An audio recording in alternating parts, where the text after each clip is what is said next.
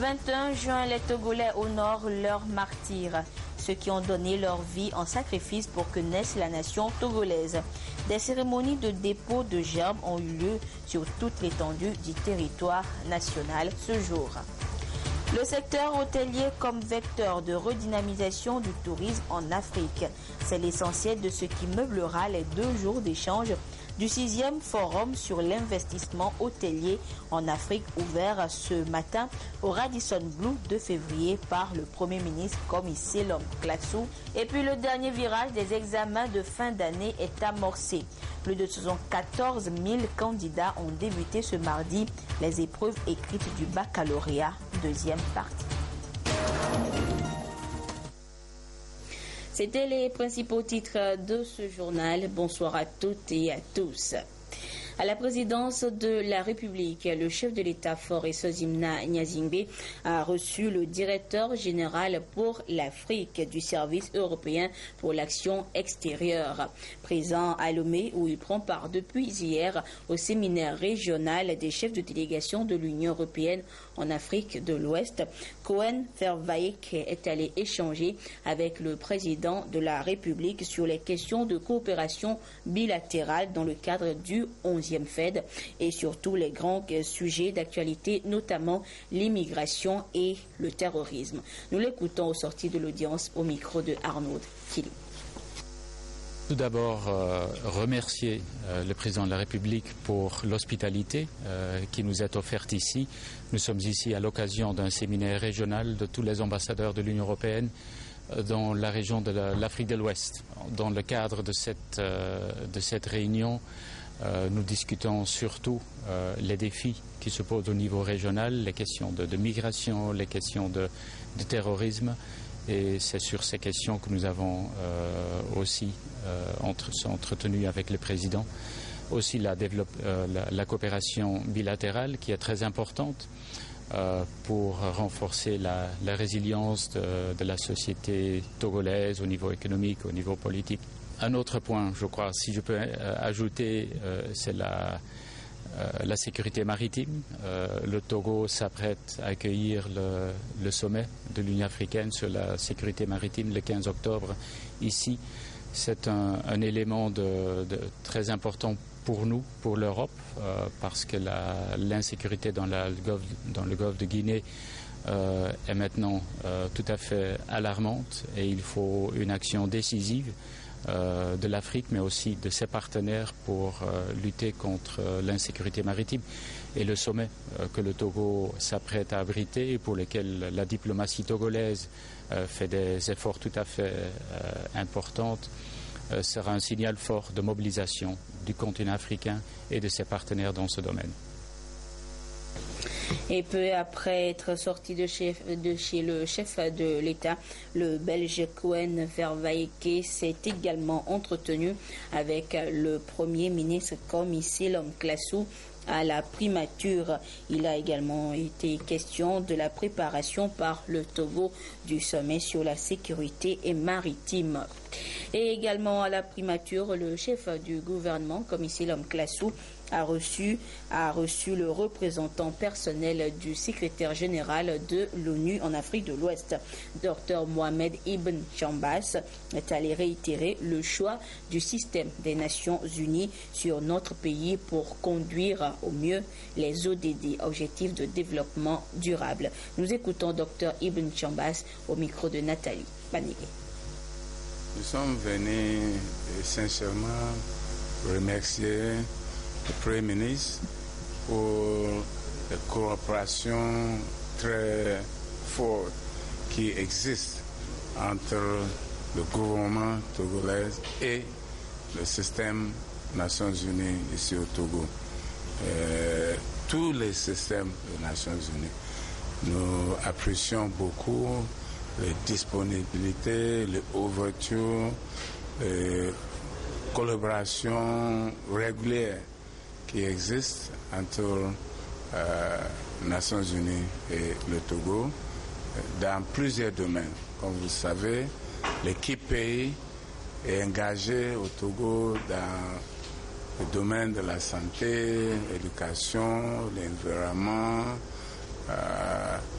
vraiment plusieurs santé. Et dans tous ces secteurs, il y a une étroite collaboration entre les deux côtés.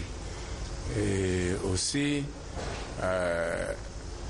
pour les objectifs de développement durable, le Togo est choisi comme c'est juste quelques pays qu'ils ont choisi, qui ont été choisis par le système des Nations Unies pour faire une évaluation, voir comment les Nations Unies peuvent travailler avec eux pour atteindre ces objectifs nobles pour le développement durable. Donc, nous sommes venus discuter avec le Premier ministre qui lui-même va présider l'équipe togolaise pour cette mission des Nations Unies. Et c'est juste de souligner les liens qui existent, qui sont des liens fructueux. Et c'est comme représentant du chef de l'État que le Premier ministre Komi Selam Klasu a présidé ce matin la cérémonie de dépôt de gerbes en hommage aux martyrs du Togo ce 21 juin. Et c'était à la place du 23 septembre à Lomé. Le compte rendu de la cérémonie avec Gérard Lagoudou et Tchassena Baga. Le peuple togolais tout entier se souvient de ces martyrs, ceux qui ont versé leur sang lors de la colonisation, de l'indépendance et du processus de démocratisation. Parce qu'ils ont cru à la justice et à la liberté, ils ont accepté de mourir pour que vive le Togo. Célèbres ou anonymes, le peuple reconnaît leur bravoure, leur courage et leur sens élevé du patriotisme. Voilà pourquoi cet hommage à la hauteur de leur sacrifice leur est une fois encore rendu ici par le Premier ministre Komi Selam Klasu, représentant le chef de l'État.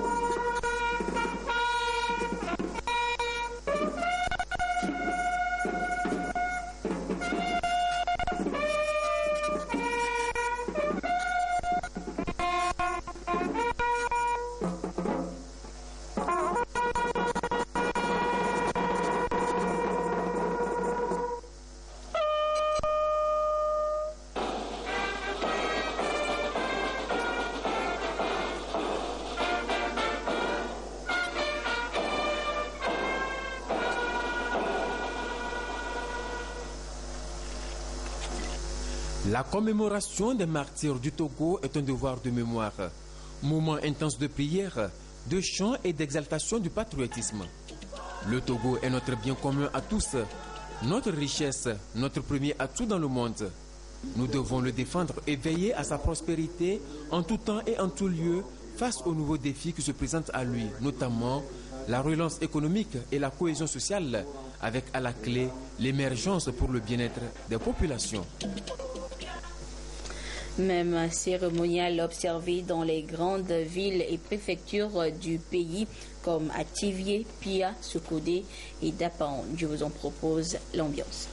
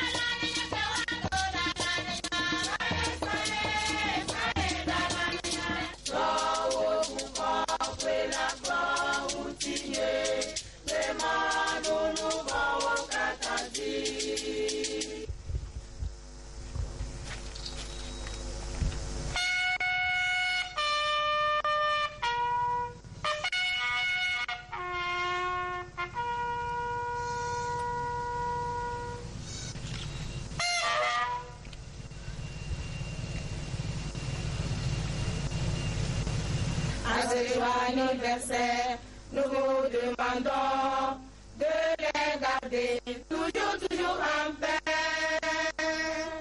Dites sans cause, sans amant, il est paradis solamé. Dites sans cause, sans amant, il est paradis solamé.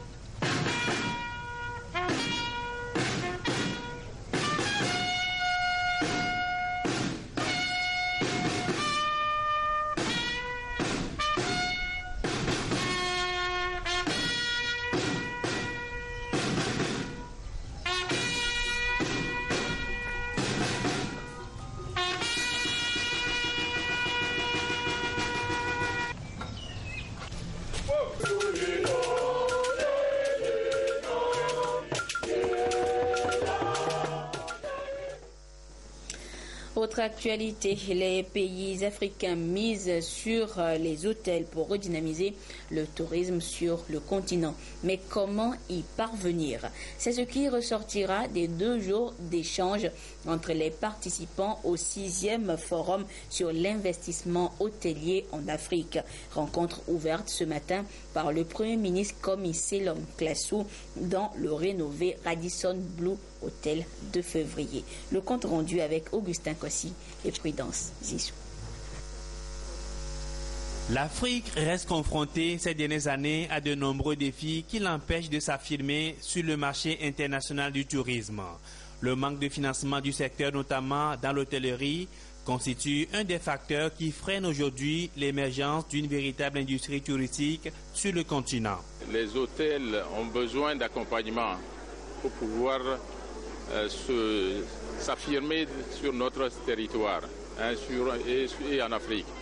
La première difficulté que nous rencontrons, c'est les banques qui ont tendance à être frileuses en matière d'investissement quand il s'agit des hôtels à promouvoir.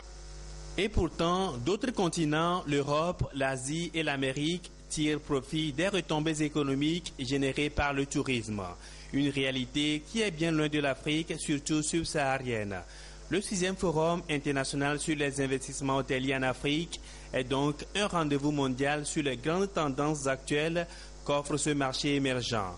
Près de 500 participants, notamment des hôteliers de renom, des investisseurs, hommes d'affaires, promoteurs touristiques, venus de plus de 50 pays, prennent part à cette conférence organisée par le gouvernement togolais avec l'accompagnement de la société Bent Event. Un partenariat salué ici par Bernadette Legzim-Balouki, ministre en charge du tourisme. Je tiens à saluer ici l'heureuse contribution de notre partenaire dans ce projet, j'ai nommé Bent Events, à qui j'exprime notre vive reconnaissance pour le professionnalisme et l'esprit d'ouverture dont il a fait preuve dans l'organisation et la franche collaboration avec le gouvernement. Notre plus grand souhait est qu'au cours de ce forum de Lomé, des relations d'affaires durables soient nouées entre les professionnels de ces secteurs que vous êtes en train de permettre de renforcer les capacités d'accueil de nos pays respectifs et de booster le tourisme africain sur le marché régional et international. De nouvelles perspectives seront donc explorées avec un accent sur la sécurité et la qualité des prestations. Le Togo est le tout premier pays qui accueille ce forum en Afrique francophone.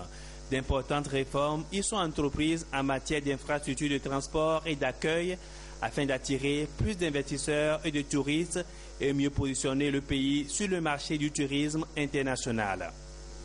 C'est donc à juste titre que le gouvernement togolais a fait du secteur du tourisme une priorité en accélérant le processus de renforcement de capacité des infrastructures hôtelières de qualité. C'est le cas notamment à travers la rénovation de l'hôtel de février qui nous accueille en ce moment, la construction de nouveaux hôtels de grand standing et surtout l'accompagnement des investisseurs privés nationaux et internationaux par le biais des facilités accordées. À cet égard, je saisis cette occasion pour exprimer au nom du président de la République, du gouvernement et du peuple togolais tout entier nos sincères remerciements à tous les partenaires et singulièrement au groupe Kalian et Radisson Blu qui nous ont accompagnés dans la rénovation de ce joyau de l'hôtellerie togolaise. Ce chef-d'œuvre, qui s'appelle désormais Radisson Blu Hôtel de février, avait par le passé contribué à écrire les plus belles pages du tourisme, mais aussi celles des conférences internationales telles que les conventions ACPUE, connues sous le vocable de Lomé 1, Lomé 2, Lomé 3, Lomé 4 et j'en passe. Il nous offre aujourd'hui son cadre rénové pour abriter pendant 2 jours le présent forum qui a l'obligation de produire des résultats concrets à la satisfaction de tous les acteurs véritablement engagés dans ce partenariat gagnant-gagnant. Mesdames et messieurs, le présent forum qui vous réunit est donc la preuve irréfutable de l'importance de plus en plus grande que prennent le concept et l'approche du partenariat public-privé dans les stratégies de développement de nos pays, de la création de la richesse et du bien-être de nos populations. À cet effet, j'invite chacun des participants à jouer à fond le rôle qui est le sien, afin qu'à l'issue de cette rencontre capitale, des résultats probants soient engrangés en termes d'investissements conséquents dans l'hôtellerie togolaise ainsi que dans celle des pays de la sous-région. Concernant l'épineuse question de financement de l'hôtellerie sur le continent, le chef du gouvernement togolais a invité les promoteurs de l'industrie touristique à venir saisir les opportunités qu'offre le Togo pour le succès des activités économiques. À ce propos, et pour des intérêts mutuellement partagés, le gouvernement, sous le leadership du chef de l'État, a engagé depuis plusieurs années déjà d'importantes réformes afin d'améliorer sensiblement le climat des affaires au Togo. Au titre de ces réformes, nous pouvons citer, entre autres, la création du Centre de formalité des entreprises CFE, qui a pour vocation de simplifier les formalités de création d'entreprises, de réduire les délais et de diminuer sensiblement les coûts. La rationalisation des procédures d'obtention du permis de construire, la réduction de la fiscalité applicable aux entreprises en matière foncière, l'opérationnalisation du guichet unique pour le commerce extérieur, le code des investissements avec ses avantages fiscaux et douaniers et j'en passe. Toutes ces réformes ont permis à notre pays d'être classé par la Banque mondiale en 2015 parmi les 10 meilleurs pays réformateurs au monde en matière d'amélioration du climat des affaires.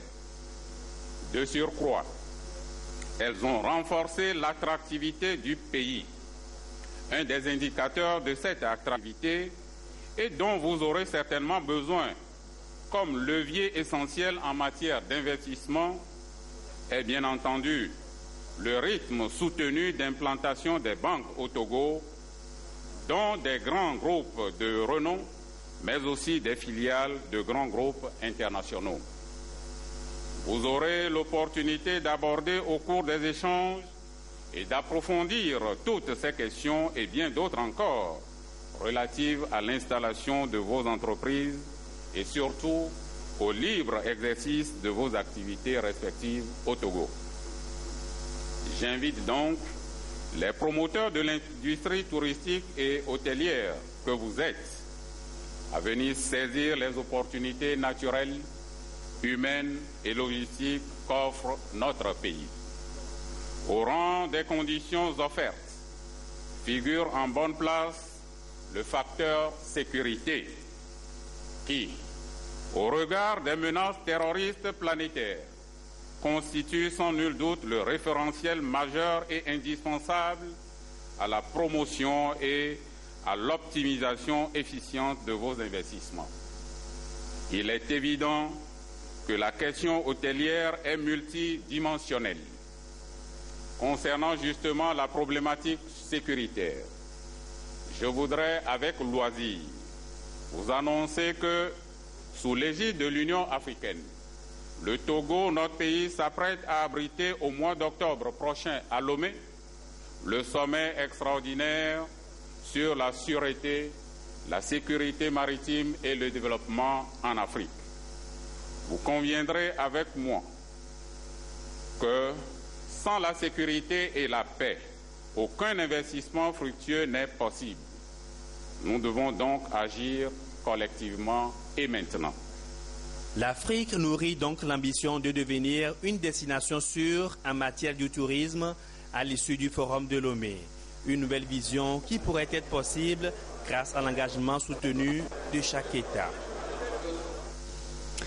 Et depuis ce matin, donc, experts en hôtellerie, chefs d'entreprise, promoteurs touristiques venus de plus de 50 pays vont explorer les voies et moyens devant motiver les hommes d'affaires à investir plus dans l'hôtellerie et l'industrie touristique.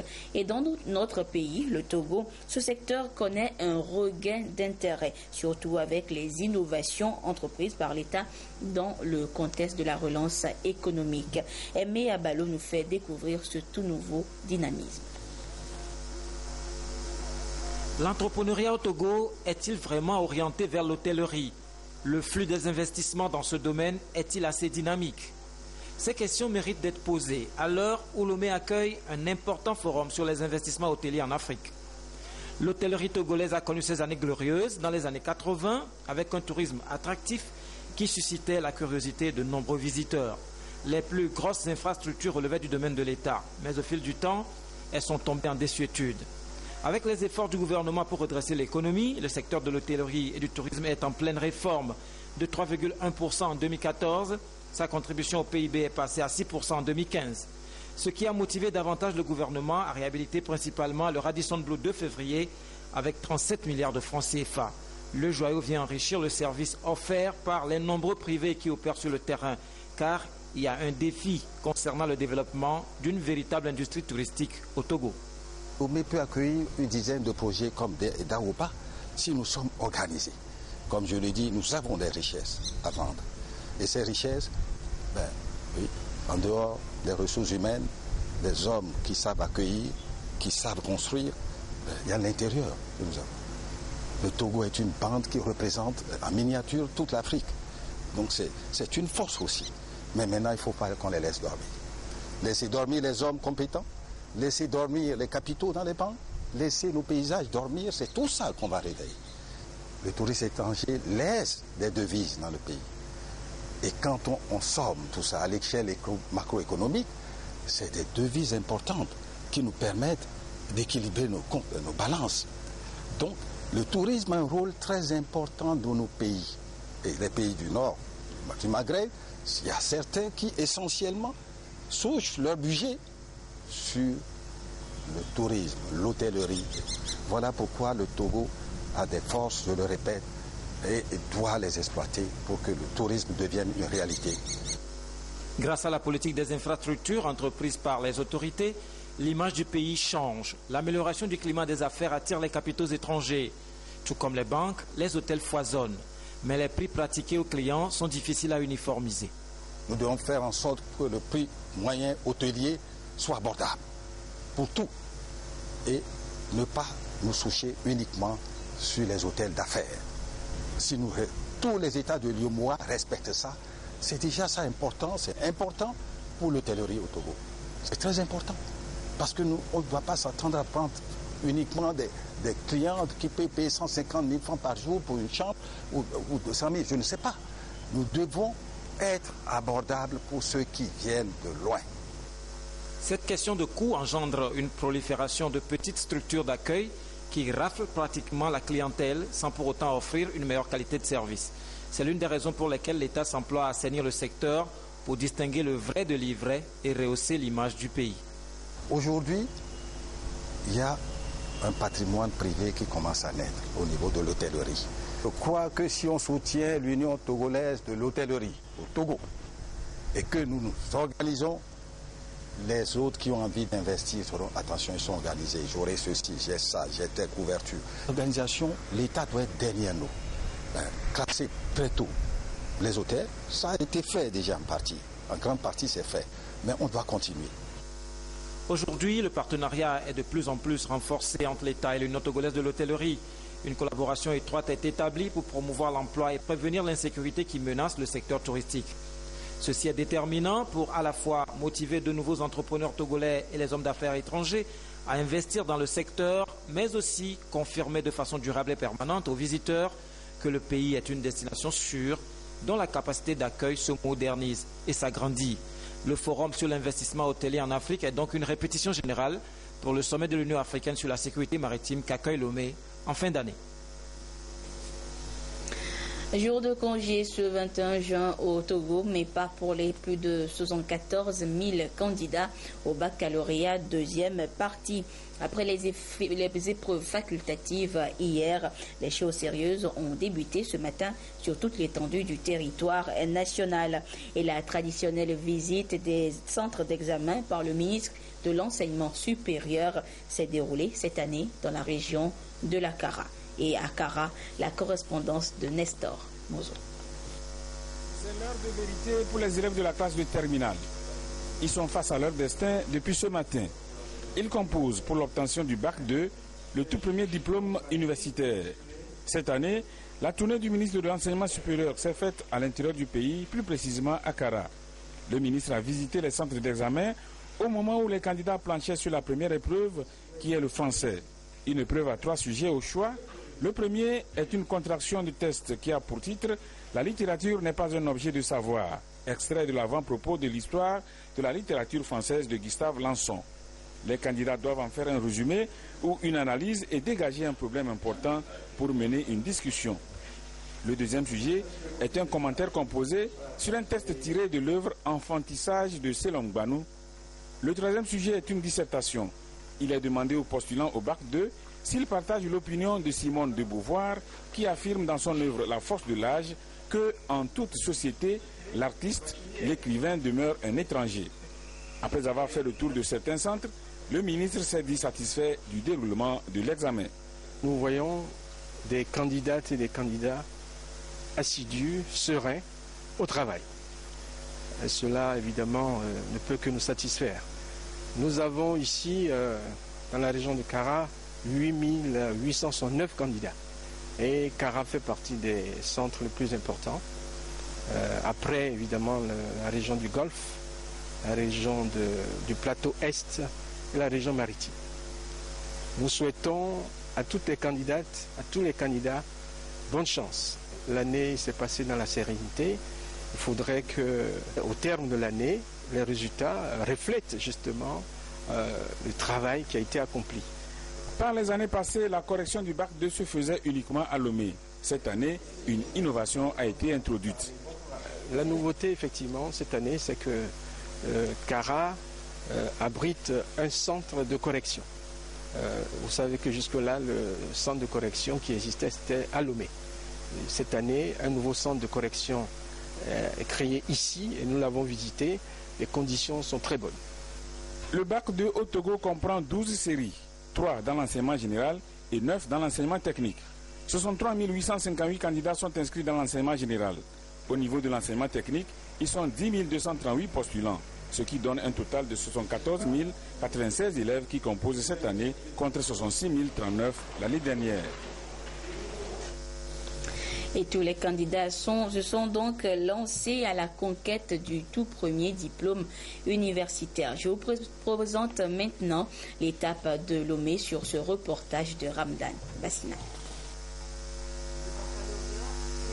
L'universitaire est aujourd'hui le seul motif qui rassemble ces candidats accrochés à ces épreuves écrites. Pour l'heure, traduire les enseignements reçus pendant 9 mois est un défi à relever.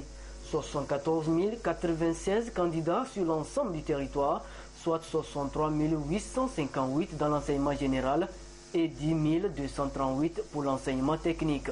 C'est à croire que seuls les meilleurs décrocheront le précieux sésame.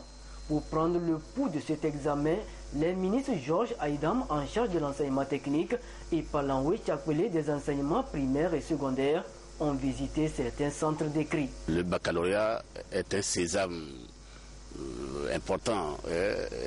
Chaque enfant qui arrive à la classe de 6e a pour objectif de décrocher un jour son baccalauréat. Il est normal que les ministres en charge de ce secteur que nous sommes viennent soutenir ces enfants, ces élèves.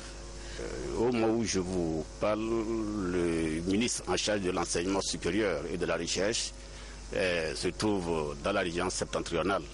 Tout se passe bien sur l'ensemble du territoire. Je voudrais saluer à nouveau l'abnégation, le dévouement, l'esprit de solidarité et surtout le sens élevé du civisme et du patriotisme dont ont fait preuve nos collègues enseignants. Comparativement aux années précédentes, les ministres ont salué le climat apaisé qui a régné tout au long de cette année scolaire. L'examen du bac 2, qui ouvre la voie aux études universitaires, boucle ainsi l'année scolaire 2015-2016. Ce 21 juin est également célébrée la fête de la musique et les artistes sont donc à l'honneur.